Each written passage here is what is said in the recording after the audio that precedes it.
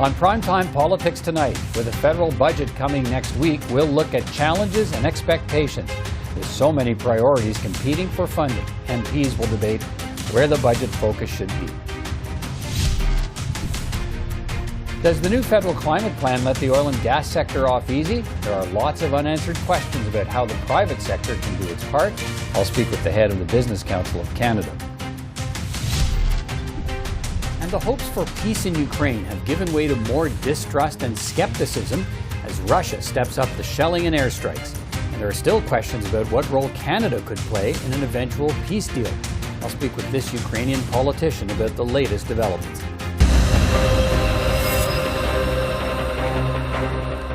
We'll begin tonight with a focus on finance. The federal budget will be unveiled a week from tomorrow on Thursday, April 7th. And many Canadians will be watching closely to see how the government's fiscal plan will tackle the high cost of living, housing, and stepped-up demands for increased defense spending. And let's not forget the new climate plan unveiled yesterday and new spending for that. In the House of Commons today, those cost of living issues and government policies were top of the agenda. Here's just one of the exchanges. Mr. Speaker, while this government drones on about making life more affordable for Canadians, they ignore their self-selective, industry-killing ways of tax and spend. They'll claim to offer you affordable daycare and housing, but you'll have to lose your job and your neighbours to get it. In the meantime, you'll buy less at the grocery store and put off that next trip to the gas station. So could the government show one small act of mercy to its citizens and axe the carbon tax? The Honourable Minister. Mr. Speaker, it gives me great pleasure to answer my colleague's question because, in fact, we now have national childcare across the country. Mr. Speaker, in provinces like Alberta, that means families have already received a 50% reduction in fees. That's a huge help when it comes to paying for gas, when it comes to paying for groceries. It means more money in the pockets of Canadians to do what they need to do to support Canadians, and this government will be there for Canadians every single time. Well, let's talk about those bread and butter concerns of Canadians and how the budget could address those anxieties with three members of Parliament. Rachel Bendayan is the Parliamentary Secretary to the Associate Minister of Finance. Ed Fast is the finance critic for the official opposition Conservatives. And Daniel Blaikie is the finance critic for the NDP. It's good to see you all. Ms. Bendayan, let me start with you first. I know you can't get into the details of the budget plan the Minister of Finance will present next week, but you know the many concerns of Canadians who see life getting more and more expensive. What approach will the government take in the budget? What approach will it take to address those concerns and anxieties? Well, thanks, Peter, and absolutely. I hear it from my constituents and from constituents right across the country, and the Minister of Finance is very attuned to that. That's why this budget will focus on affordability. It's going to be about supporting Canadians, about not only making sure that they get ahead, but that they stay ahead. And I think it's important that we also focus on growth. We know that projections are to the effect that next year Canada will have the highest growth among G7 countries. This year we're already at the second highest growth among G7 countries. We need to continue focusing on the growth of our economy, and that's what this budget is going to be about, while making life more affordable for Canadians. Ed Fast, let me turn to you. Your party keeps saying that housing costs and inflation are the biggest issues facing Canadian families. How should the budget deal with those issues of affordability? Well, I think we have to look at what is driving inflation in the first place. There's been some suggestion that this is a global phenomenon, so the government can wash its hands of this problem. In fact, nothing could be further from the truth when it comes to housing affordability, because the housing inflation we're experiencing in Canada is a made-in-Canada problem. And a lot of it has to do with supply side. There's not enough housing being built. Most of those levers are on the provincial and municipal side. Yeah, and we saw some action today in Ontario. It's made some changes to the municipal plan to allow for speedier, approval of housing developments and so on. Is that the kind of thing you're talking about? That's what I'm talking about on the supply side.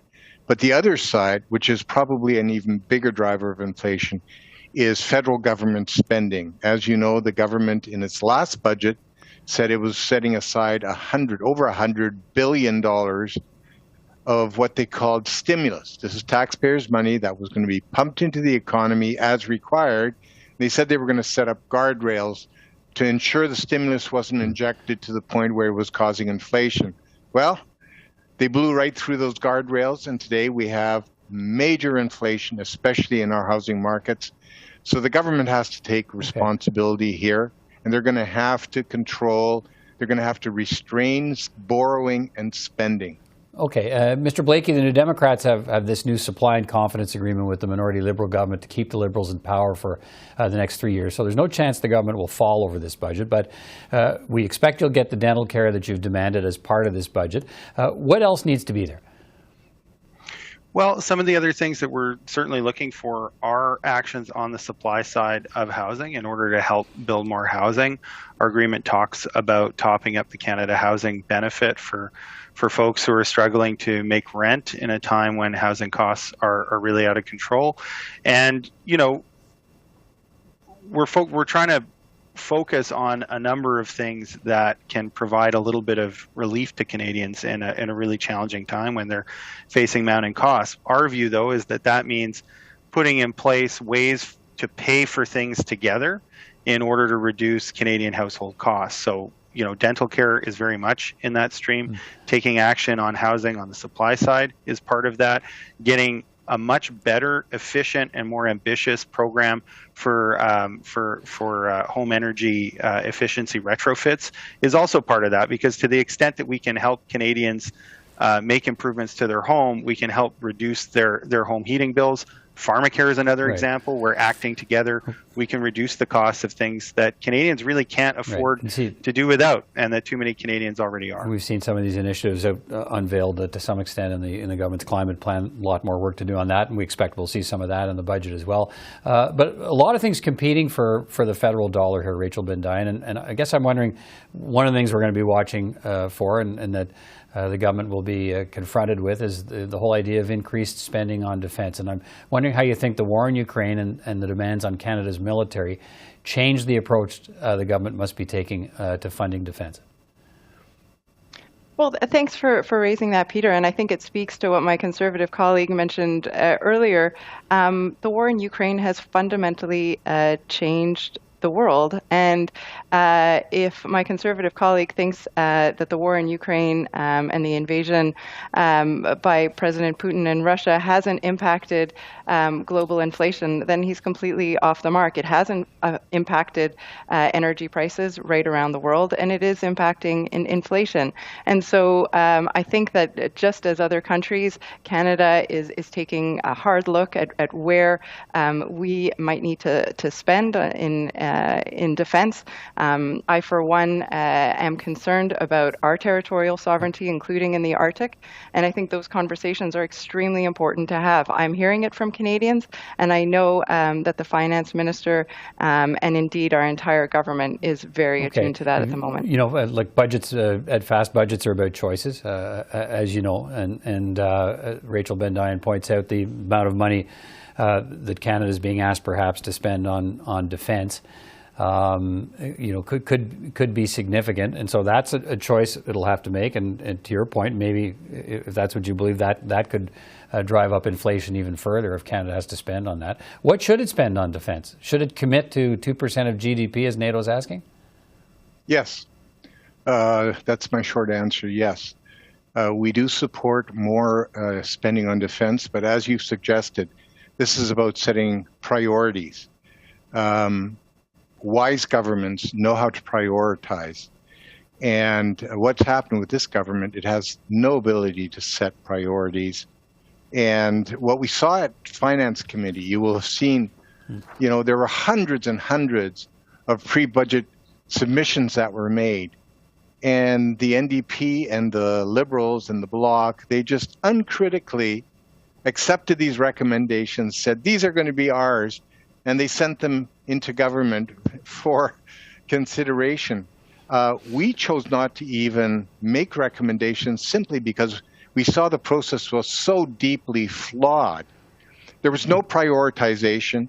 There was no placing submissions and demands for mega billions of dollars of funding within the context of a very challenging fiscal environment. Within the context of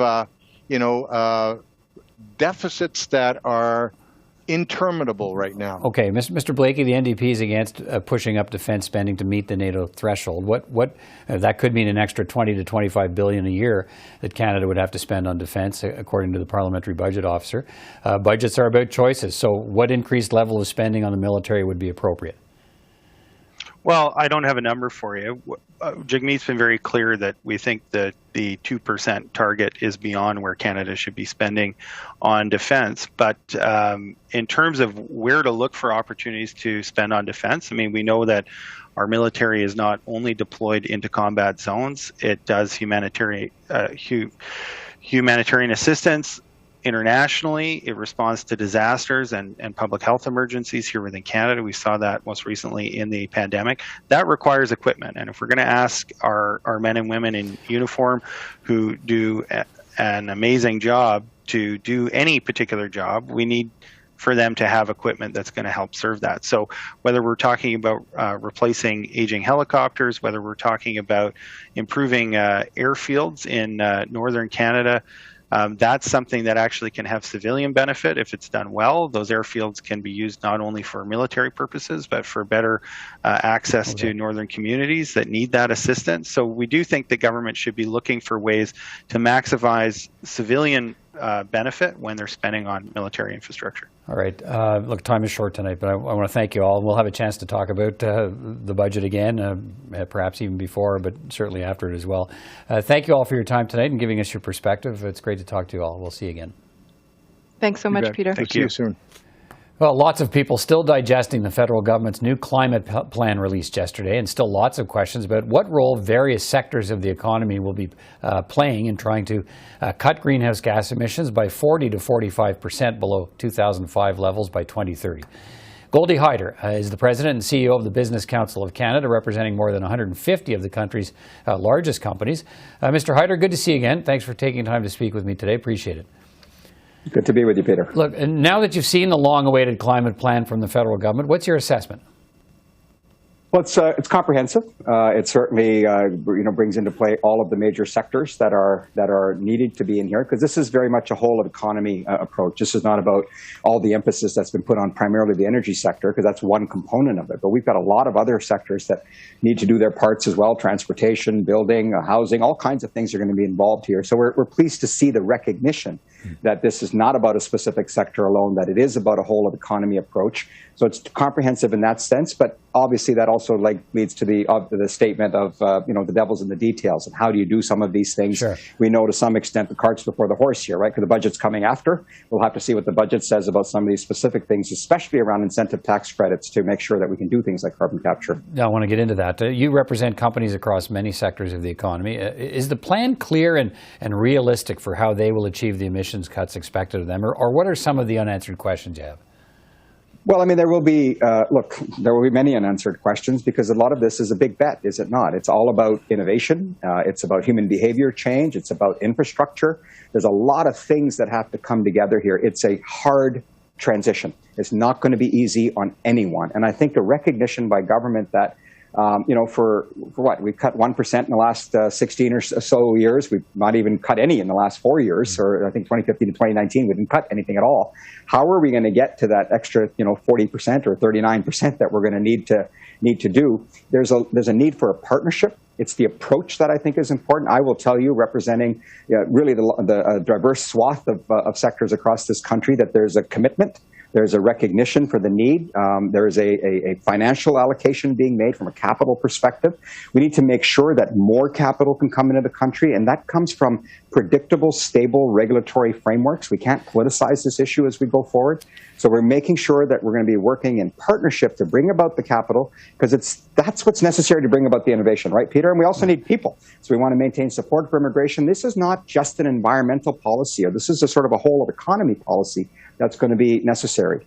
There's a focus, a reliance, and you sort of touched on it, on this new plan and carbon capture and storage technology. We expect to hear details of the investment tax credit that the government's proposing coming up in the budget next week.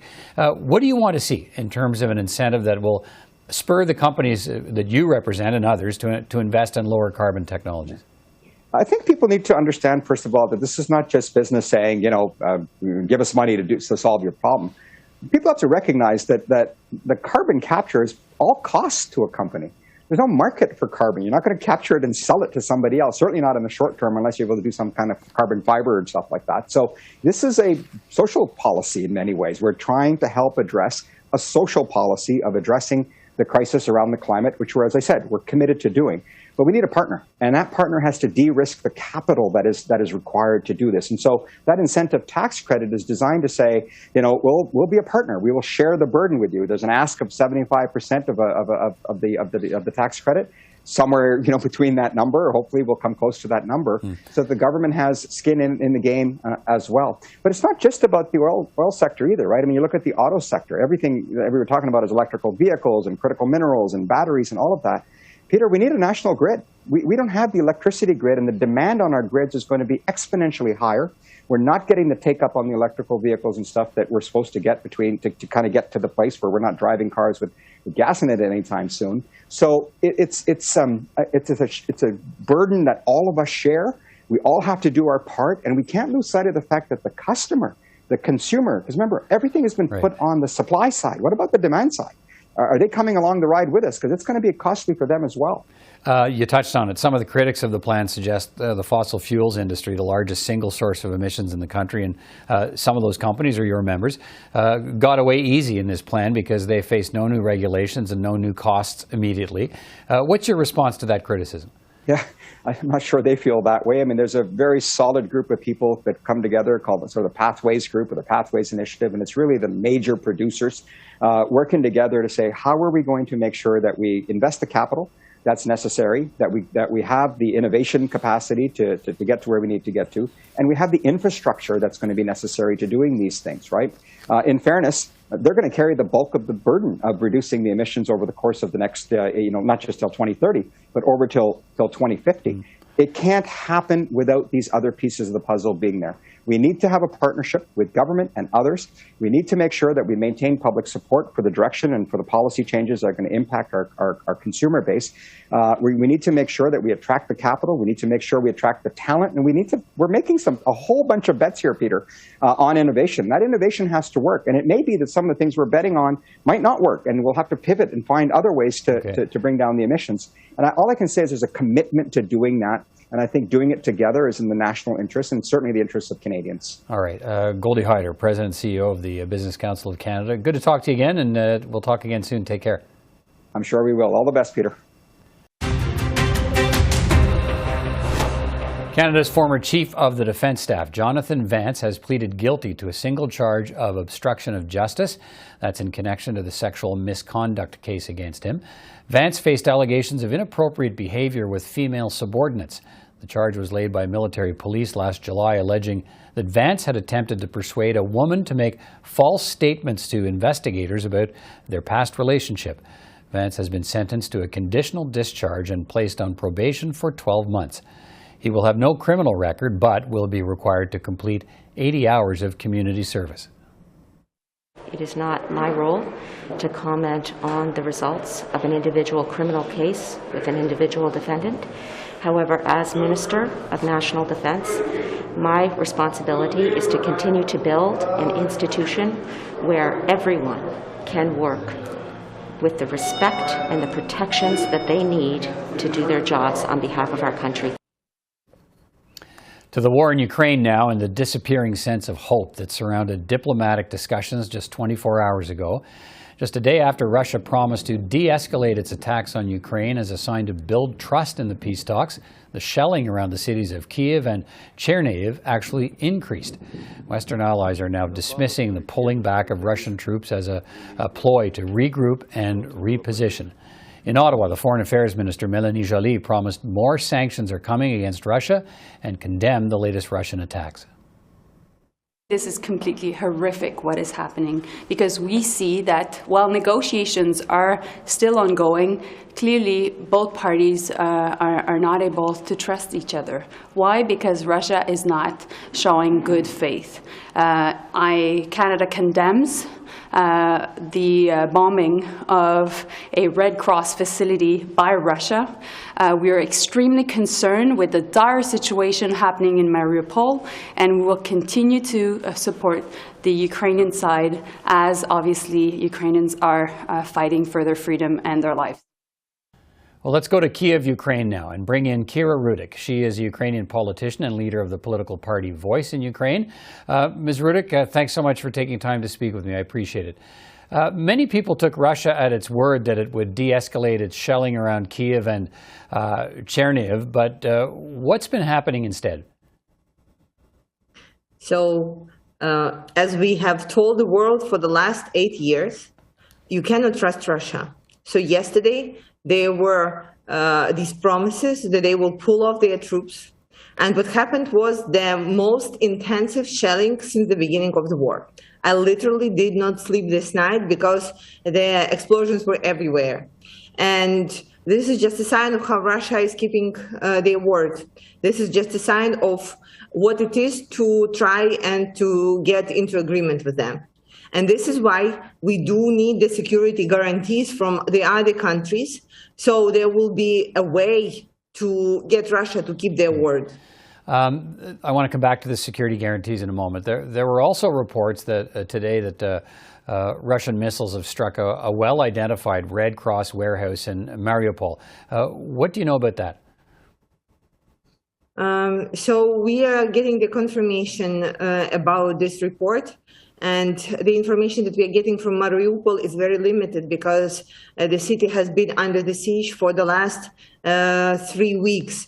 What we are concentrated on right now is on trying to get people out of the city because they are really dying of starvation there right now and of lack of water and diseases. So it's like a real humanitarian catastrophe.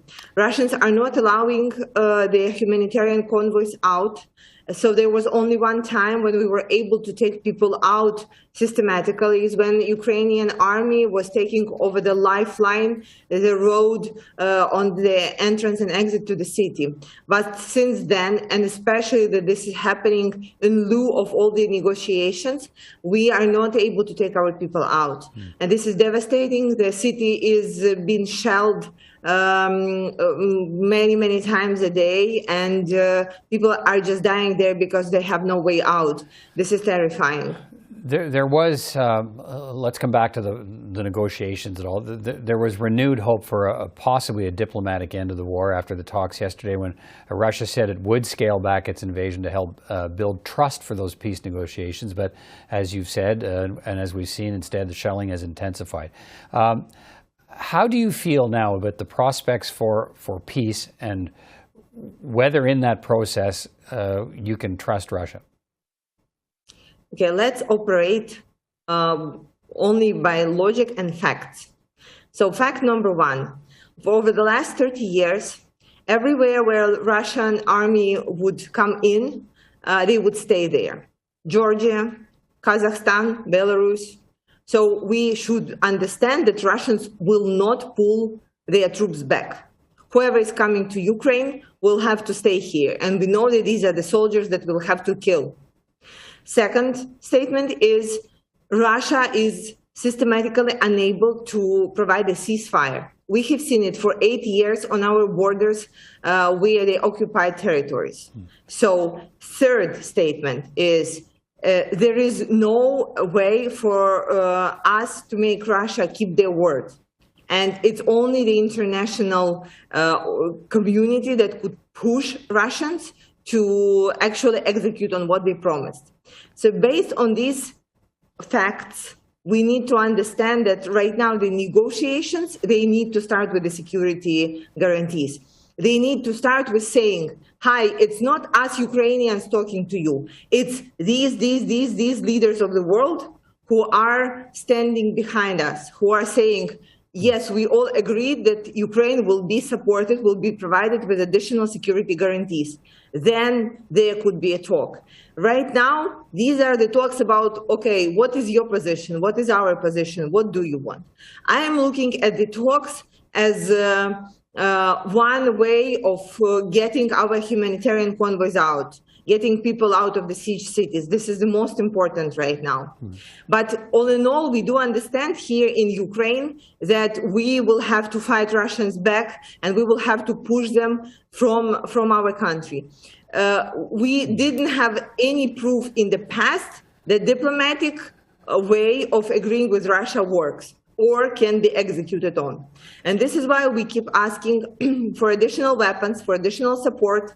We heard strong no from NATO on the no-fly zone, but this no didn't make us need the no-fly zone less. So we are asking for additional weaponry then so we can provide the no-fly zone for ourselves. And we keep pushing and keep fighting. What is the other plan that we can have? So again, my plan for my country is to fight till the last man or woman standing. And my question is, what is NATO's plan? Okay, let me follow that as we finish our conversation here. President Zelensky has suggested, and you touched on it, that Ukraine could adopt a neutral status as a way to ensure a diplomatic resolution as long as, and you touched on this, countries agreed to protect Ukraine against any Russian aggression in the future. Countries, and Canada was one of the countries named to provide this security guarantee. Can you see a role for Canada if that were to happen? Oh, of course, we need all the friends who were actually standing on our side when the war started to support us with these security guarantees. We right now are actually saying everybody who knows what a fight for democracy is, who shares our democratic values, who knows that we are fighting for our freedom, who wants the world to be a place where one country cannot occupy another. All these countries stand behind us. Say that you can help us get to a conclusion here. Second question is regarding the neutral status. I want to remind everybody is that in 2014, when Ukraine indeed had the neutral status and it was written in our constitution, Russia attacked and occupied Crimea and occupied our eastern borders. So it was not a stopper for them. It was not a matter for them. So after that, we did not become a member of NATO. However, we included into our constitution the aim to join NATO at some point. And for that, we are fighting. And for that, my people are dying right now. Okay. Because Russia is stating that because we have it in our constitution, it is a threat to them. I think it's one of the, how should I say it politely, and empty accusations. And it's just being used as one of the reasons that is not actually a reason. So status, neutral, non-neutral, is a fake argument on Russia's side. What is important is actually who stands behind us, which countries are standing behind us. Okay, well, we'll leave our conversation there for tonight. Thank you so much for your time, and I hope you stay safe. Thank you. Appreciate you talking to us. Thank you. And that is all for another edition of Primetime Politics on CPAC. I'm Peter Van Dusen. From all of us here at CPAC, thanks for watching, and we will see you next time.